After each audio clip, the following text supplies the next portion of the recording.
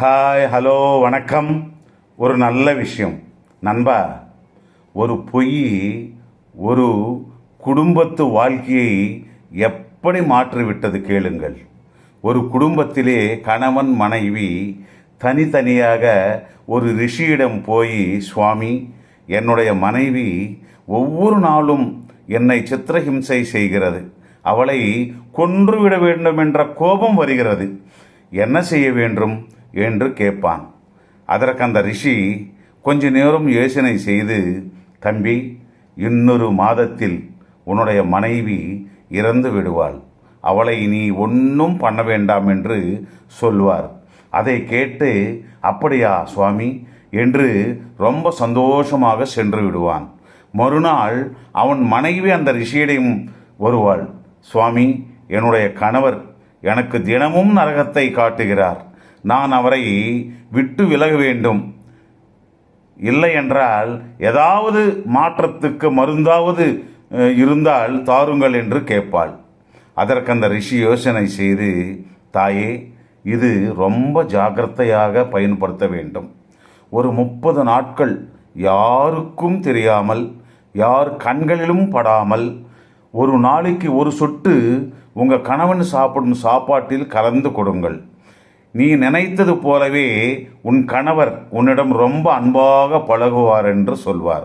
பிறகு 30 நாட்கள் ஆவதற்கு முன்பாகவே அந்த சுவாமிஜியிடம் அவள் கணவன் வந்து, சுவாமி, என்னுடைய மனைவி சாகக்கூடாது, எப்படியாவது என் மனைவியை காப்பாற்றி கொள்ள வேண்டும் என்று சொல்வான்.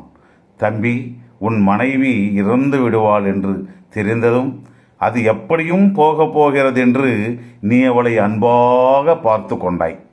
பிழைத்திருக்கும் சில நாட்களாவது சந்தோஷமாக இருக்கட்டும் என்று அவளை ரொம்ப அன்பாக பார்த்து கொண்டிருக்கின்றாய். அவளும் மாறிவிட்டாள். உன்னிடம் இந்த மாற்றத்துக்காக தான் இந்த பொய்யை சொன்னேன், ஒன்றும் ஆகாது, நீ இன்று போல என்றும் அன்பாக பாசமாக பார்த்து கொள் என்று சொல்லி அனுப்பிவிடுவார். மறுநாள் அவருடைய மனைவி மீண்டும் அந்த ரிஷியிடம் வந்து, சுவாமி, நான் ரொம்ப தவறு செய்து விட்டேன், அவருடைய அன்பை புரிந்து கொள்ளாமல் மருந்து வைத்து விட வேண்டும் என்று நினைத்தேன், என்னை மன்னித்து விடுங்கள், என் கணவரைக்கு ஒன்றும் ஆகாமல் பார்த்து கொள்ளும் வழியை சொல்லுங்கள் என்று கேட்பாள். அழுது கொண்டே கேட்பாள். அப்போ அந்த ரிஷி, அம்மா, உனக்கு நான் கொடுத்த அந்த மருந்து விஷமல்ல, அது தித்திக்கும் தேனை. நீ பயன்படுத்திய மருந்துனால அவர் மாறவில்லை, நீ தந்த அன்புனால்தான் அவர் முழுமையாக மாறி உன்னை அன்பாக பார்த்து கொண்டார். கணவன் மனைவியிடம் விபேதங்கள் இருக்கலாம், தவறில்லை, உயிரை பறிக்க வேண்டும் என்ற வெறுப்பு இருக்கக்கூடாது என்று சொல்லி அவளையும் அனுப்பிவிட்டார் சுவாமிஜி. கேட்டீங்கள் அல்லவா?